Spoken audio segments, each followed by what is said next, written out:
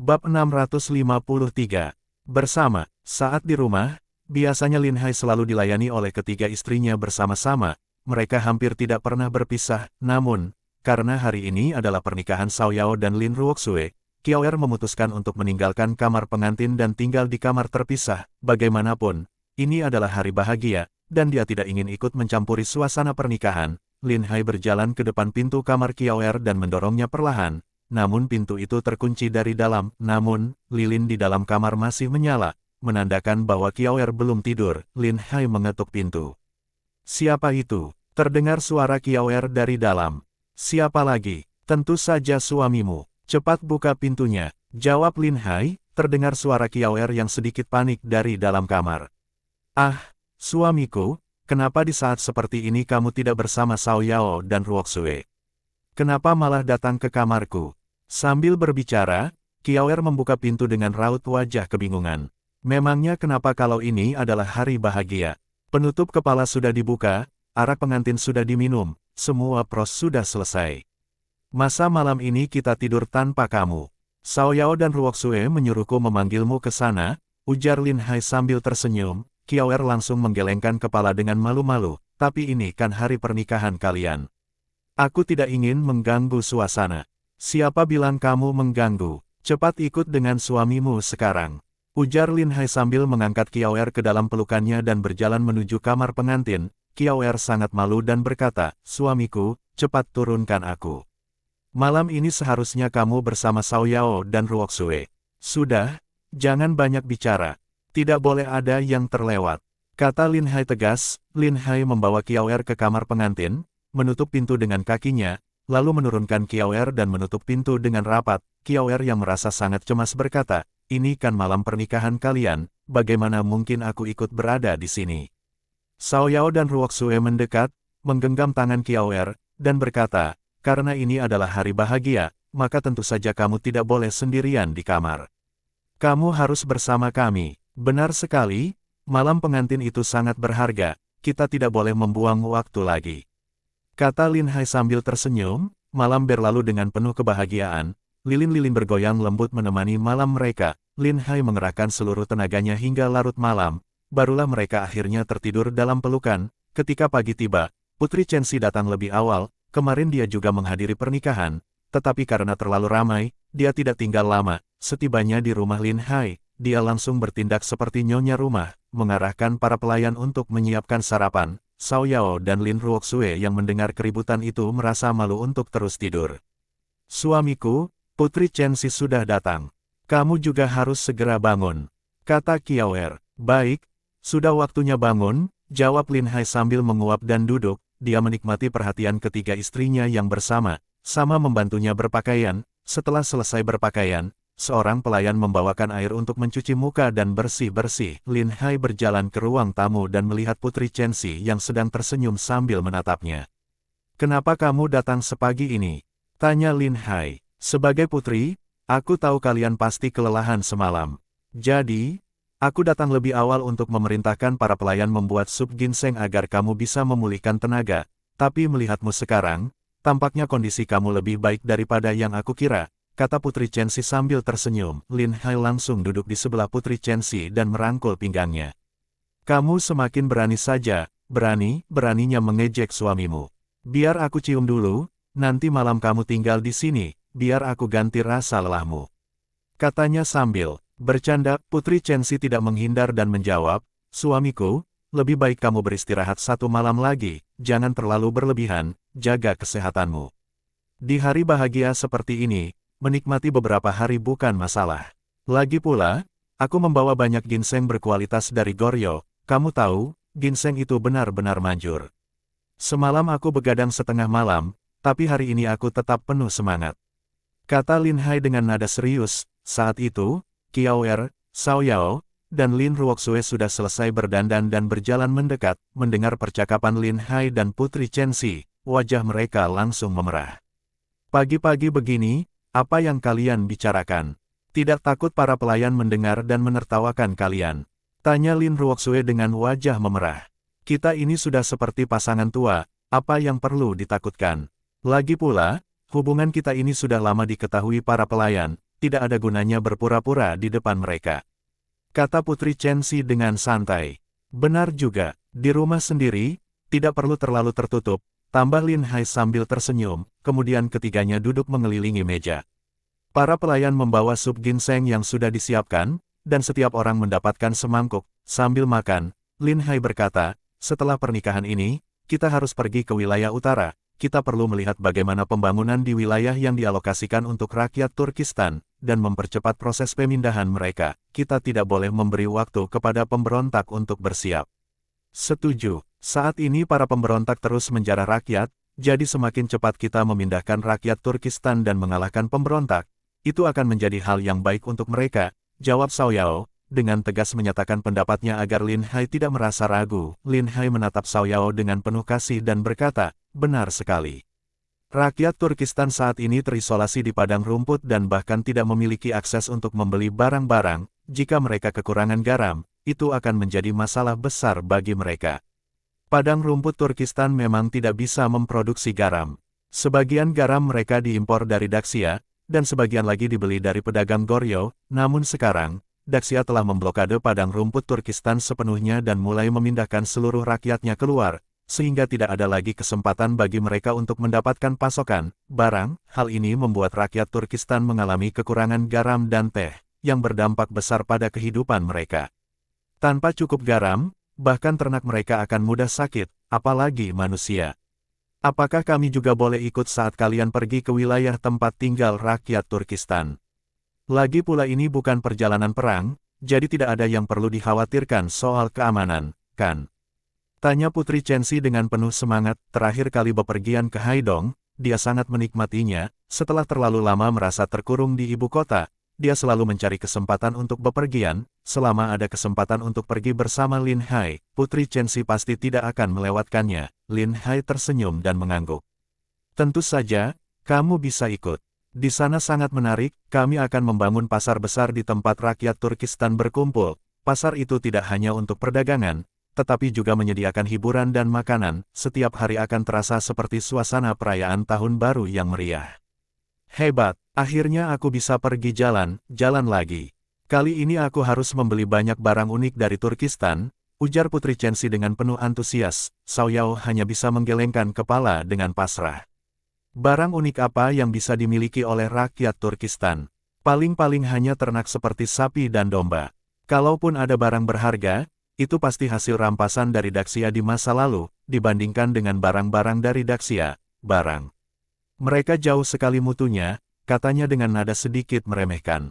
Bab 654. Hiburan. Kalau begitu, pasti ada sesuatu yang berbeda dari Daxia, kan? Tanya Putri Chenxi dengan rasa ingin tahu. Xiao Yao berpikir sejenak sebelum menjawab. Rakyat Turkistan sangat memuja totem serigala. Mereka sering menganggap taring serigala sebagai benda keberuntungan, dan memakainya untuk mengusir roh jahat. Selain itu, mereka membuat karpet dari wool domba. Tapi kalau kamu bertanya barang istimewa lainnya, aku rasa tidak ada yang terlalu unik. Ah, jadi hanya itu saja, ujar Putri Chenxi dengan kecewa, tiba-tiba kehilangan minat untuk perjalanan itu. Apa yang Xiao Yao katakan memang benar, tambah Lin Hai. Turkistan memang kekurangan sumber daya, kehidupan rakyatnya sehari-hari hanya menggembala domba dan sapi atau bertempur, tidak ada tambang batu permata atau sumber daya berharga lainnya, jadi wajar jika tidak ada barang-barang istimewa yang dihasilkan di sana. Saat mengatakan ini, Lin Hai tiba teringat sesuatu. Wilayah ini mirip dengan dunia asalnya. Jika terus menuju ke barat, apakah itu akan sampai di daerah yang menyerupai Xinjiang di dunia asalnya? Daerah itu terkenal dengan batu giok Hetian, yang merupakan harta luar biasa. Jika bisa dieksplorasi, itu pasti akan menghasilkan kekayaan yang besar. Melihat Putri Chenxi yang tampak kecewa, Lin Hai mencoba menghiburnya. Sebenarnya, ada banyak hal menarik di Turkistan, hanya saja rakyat Turkistan terlalu sibuk bertahan hidup, sehingga mereka tidak punya waktu untuk menikmati hiburan. Setelah kita sampai di Turkistan, aku akan mengajari kalian bagaimana bersenang-senang di sana. Mendengar ini, Putri Chenxi langsung penasaran. Kalau begitu, cepat katakan padaku, apa yang bisa kita lakukan untuk bersenang-senang di Turkistan? Pertama, kamu bisa menunggang kuda. Meskipun Daxia sudah mengambil semua kuda perang terbaik Turkistan, Namun kuda yang digunakan oleh para penggembala tetaplah sangat kuat dan gagah. Kalau kamu suka menunggang kuda, kamu pasti akan menemukan kuda yang bagus di sana. Putri Chenxi menggelengkan kepala. Di kediamanku sudah ada beberapa kuda bagus, bahkan kuda-kuda itu juga hasil rampasan dari Turkistan, jadi menunggang kuda tidak menarik lagi. Ada hal lain yang lebih seru. Pertandingan domba, jawab Lin Hai. Pertandingan domba, apa itu seru? Tanya Putri Chenxi dengan penuh penasaran. Aku tumbuh besar di Turkistan, tapi aku belum pernah mendengar ada permainan seperti pertandingan domba, ujar Xiao Yao dengan penasaran. Lin Hai lalu menjelaskan dengan antusias, pertandingan domba sangat seru. Bisa dilakukan secara berkelompok atau satu lawan satu, domba-domba itu dilatih untuk bertarung, dan mereka akan beradu tanduk di arena. Cara ini menjadi hiburan yang sangat populer di padang rumput. Penjelasan Lin Hai membuat semua orang penasaran dan ingin mencoba hiburan unik tersebut. Setiap penggembala akan membawa domba jantan terbaik mereka ke arena, kemudian, mereka akan memasang taruhan untuk melihat domba mana yang akan menang. Orang yang memenangkan taruhan akan mendapatkan hadiah. Selain itu, dua orang bisa secara langsung menyaksikan domba mereka bertarung di bawah pengawasan saksi. Pihak yang kalah harus memberikan uang taruhan kepada pihak yang menang. Bayangkan saja, dua domba jantan besar saling bertabrakan dengan keras, pasti sangat mendebarkan. Jadi begitu ya, kalau ditambah dengan taruhan, kelihatannya memang cukup seru. Kata Putri Chenxi, langsung tertarik. Di masa itu, hiburan untuk menghabiskan waktu memang tidak banyak, dan perjudian selalu menjadi salah satu kesenangan utama. Namun, Xiao Yao tampak tidak tertarik sama sekali, bahkan sedikit tidak setuju. Dia melirik Lin Hai sambil mengerucutkan bibir dan berkata, kamu sudah membuka beberapa rumah judi di Turkistan. Sekarang malah mengajak mereka bertaruh dengan domba, apa kamu ingin mengubah rakyat Turkistan menjadi penjudi semua? Jangan khawatir, ini hanya kegiatan hiburan, mirip seperti kita menjual tiket lotre. Pertandingan ini harus diadakan oleh pihak resmi, tidak boleh sembarangan, jumlah taruhan juga akan dibatasi, dan acara ini hanya akan diadakan setahun sekali sebagai festival besar. Tidak mungkin setiap hari mereka disuruh berjudi. Lagi pula, domba yang menang adalah domba jantan terbaik yang sangat unggul. Domba-domba ini bisa digunakan untuk pembiakan, yang tentu saja akan menghasilkan keuntungan besar, jelas Lin Hai. Kalau begitu, tidak apa-apa. Asal tidak membuat rakyat Turkistan berjudi setiap hari, itu sudah cukup. Mereka tetap harus diberi kesempatan untuk hidup dengan baik, balas Xiao Yao. Acara seperti ini sebenarnya membawa banyak manfaat bagi rakyat Turkistan. Semakin banyak orang yang tertarik, semakin banyak pedagang yang akan datang ke sana. Jika pedagang semakin banyak, mereka akan membeli ternak rakyat Turkistan dengan harga yang lebih tinggi.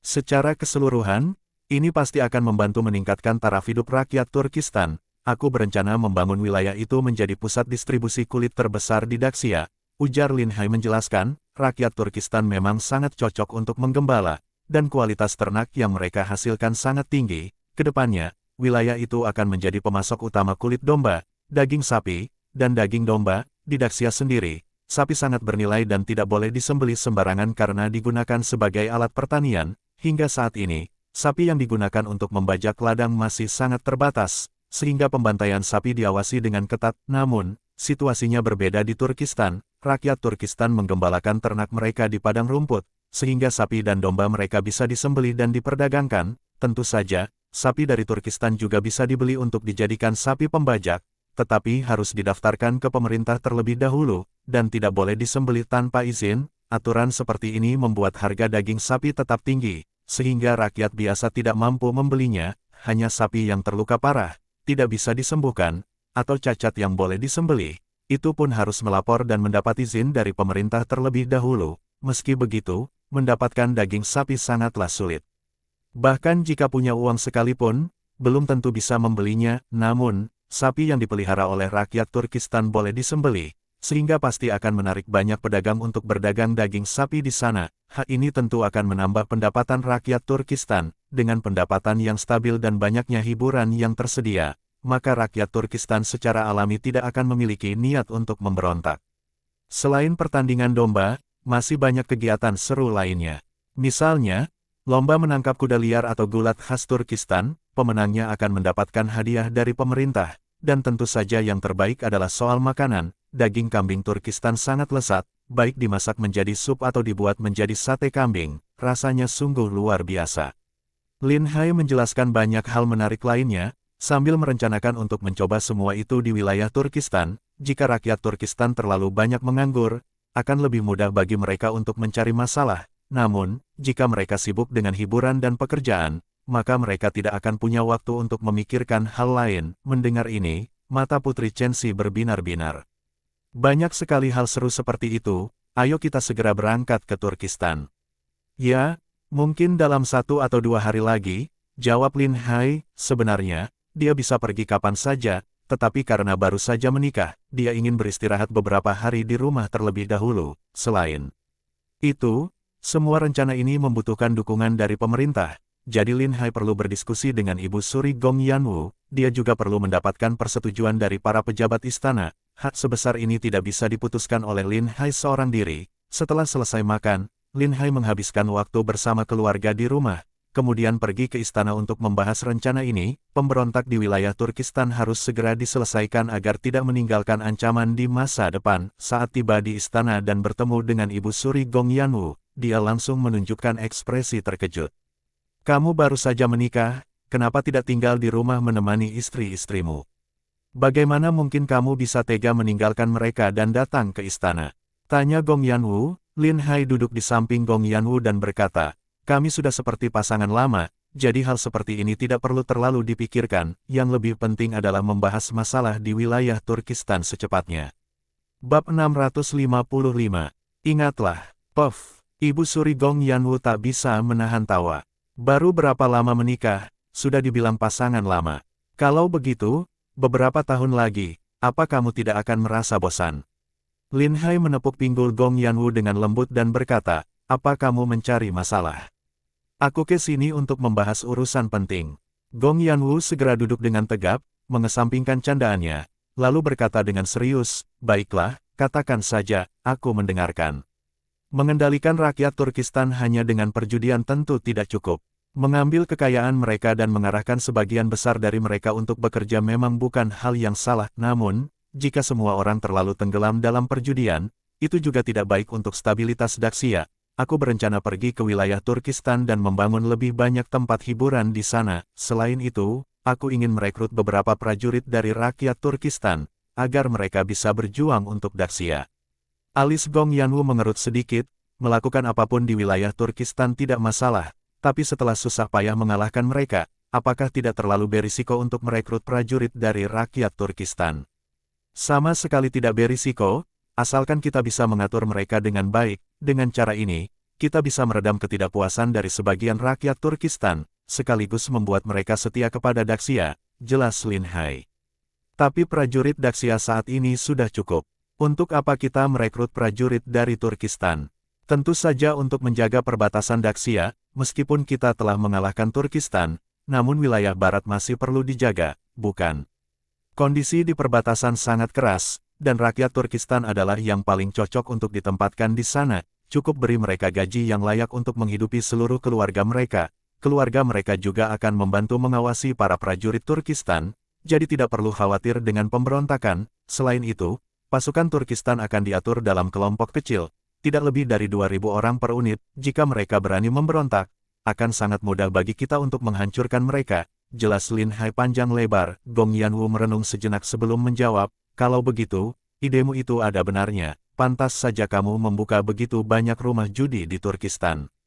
Ternyata tujuannya adalah untuk menguras kekayaan rakyat Turkistan, agar mereka tidak punya pilihan selain bergabung menjadi prajurit untuk mendapatkan gaji. Lin Hai mengangguk pelan, benar sekali. Ketika para penjudi kehilangan semua uang mereka, maka keluarganya pasti tidak akan senang, namun, pada saat itulah pemerintah hadir, memberi mereka kesempatan untuk bergabung menjadi prajurit dan mendapatkan gaji yang besar. Dengan gaji itu, mereka bisa menghidupi keluarga mereka. Cara ini akan membuat keluarga mereka berterima kasih kepada pemerintah Daxia. Sehingga mereka tidak akan memikirkan pemberontakan lagi, ujar Lin Hai sambil tersenyum. Ibu Suri Gong Yanwu merasa kesal sekaligus ingin tertawa. Aku benar-benar merasa kasihan pada rakyat Turkistan sekarang. Jelas mereka sedang dijual olehmu, tapi mereka masih berpikir kamu membawa keuntungan untuk mereka. Lin Hai mengangkat bahu dan berkata, ini juga bukan tanpa alasan. Jika kita tidak menggunakan cara seperti ini, maka rakyat Turkistan yang terlalu santai pasti akan mencari masalah. Mereka sudah terbiasa hidup di padang rumput selama beberapa generasi, dan setiap perselisihan selalu diselesaikan dengan kekerasan. Hidup tenang di bawah pemerintahan Daxia dalam waktu yang lama pasti akan membuat mereka merasa gelisah. Jadi kita harus memberikan mereka sesuatu untuk dikerjakan. Baiklah, aku setuju dengan usulanmu, kata Gong Yanwu sambil mengangguk. Bagaimanapun, ini adalah hal yang menguntungkan bagi Daxia, jadi tidak ada alasan untuk menolaknya. Tapi karena ini adalah urusan besar, maka lebih baik dibahas dulu dengan para menteri. Setelah semua setuju, kita baru bisa menyusun rencana yang lebih jelas. Dalam beberapa hari lagi, aku akan pergi ke wilayah Turkistan untuk mengadakan beberapa kegiatan di sana. Aku juga akan berusaha membuat kehidupan di sana lebih meriah, sekaligus menghasilkan lebih banyak uang. Jelas Lin Hai. Gong Yanwu menunjukkan ekspresi tidak rela. Kamu baru saja kembali ke ibu kota, dan sekarang sudah ingin pergi lagi. Kamu juga baru saja menikah, bahkan sudah hampir tidak punya waktu untuk menemani aku. Apa boleh buat, ada hal-hal yang harus segera diselesaikan. Jika kita menunda terlalu lama, maka rakyat Turkistan akan kehilangan rasa penasaran mereka terhadap situasi baru ini. Saat itu, mungkin mereka akan membuat kekacauan, dan mengatur mereka kembali akan jauh lebih sulit, ujar Lin Hai dengan nada lelah. Dia menghela napas. Sebenarnya, aku juga ingin punya waktu santai, tinggal di rumah setiap hari bersama istri-istriku, tapi kenyataannya tidak mengizinkan aku untuk lengah sedikit pun. Kalau rakyat Turkistan sampai memberontak, aku tidak tahu berapa banyak tenaga yang harus dikerahkan untuk menanganinya. Aku mengerti, jawab Gong Yanwu. Lakukan apa yang perlu kamu lakukan. Nanti, ketika Kaisar sudah cukup dewasa, aku akan membiarkan dia langsung menangani pemerintahan sendiri. Kalau nanti pergi ke tempat lain, aku juga akan ikut denganmu. Gong Yanwu telah membuat keputusan bulat, dia tidak lagi begitu terikat dengan posisinya sebagai ibu suri, meskipun memiliki kekuasaan yang begitu besar, namun pikirannya selalu dipenuhi dengan sosok Lin Hai. Dia merasa hidupnya tidak seberuntung Lin Ruoxue dan wanita-wanita lain yang bisa lebih sering bersama Lin Hai. Usia Kaisar saat ini masih terlalu muda. Sekarang adalah waktu baginya untuk belajar. Jika dia terlalu dini mengambil alih kekuasaan, bisa saja dia membuat keputusan yang salah, atau malah terpengaruh oleh para menteri. Itu tentu akan merugikan stabilitas Daxia. Namun, setelah masalah dengan Turkistan benar-benar selesai, kita bisa menggunakan alasan untuk melakukan inspeksi keluar.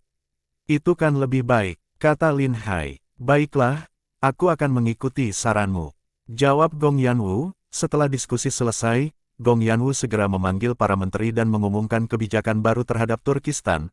Para menteri sangat terkejut mendengar rencana ini, sambil menatap Lin Hai dengan kagum. Mereka berpikir, hanya Lin Hai yang bisa memikirkan cara seperti itu. Meskipun rencana tersebut tampak kejam, namun para menteri secara diam merasa puas. Tidak ada yang mengajukan keberatan. Semua setuju dengan kebijakan tersebut. Sebelumnya, mereka sangat menentang usulan Lin Hai untuk membangun rumah gratis bagi rakyat Turkistan. Mereka merasa memberi terlalu banyak manfaat kepada rakyat Turkistan adalah hal yang tidak adil bagi rakyat Daxia.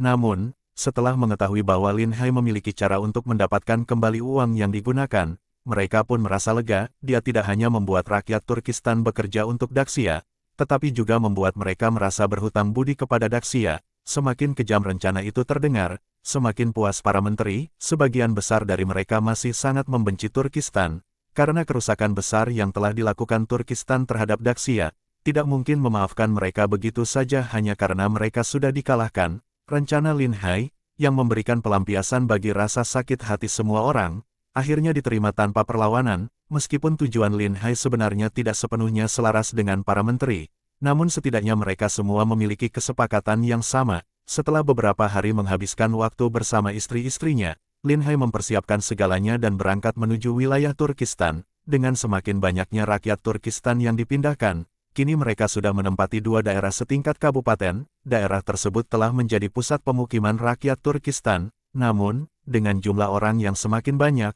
konflik mulai bermunculan. Banyak rakyat Turkistan yang tidak rela hidup di bawah kendali pemerintah Daxia dan sering melawan perintah pemerintah setempat. Apapun yang diminta oleh pemerintah, mereka justru melakukan sebaliknya, bahkan sampai melakukan sabotase secara diam-diam. Beberapa orang yang tertangkap telah dihukum berat, tetapi hal itu justru memicu perlawanan yang lebih besar di antara rakyat Turkistan. Jika masalah ini tidak segera diselesaikan, maka pasti akan menimbulkan kerusuhan besar di masa depan. Di atas kereta, Lin Hai membaca laporan yang baru saja diterimanya, menganalisis situasi dengan cermat.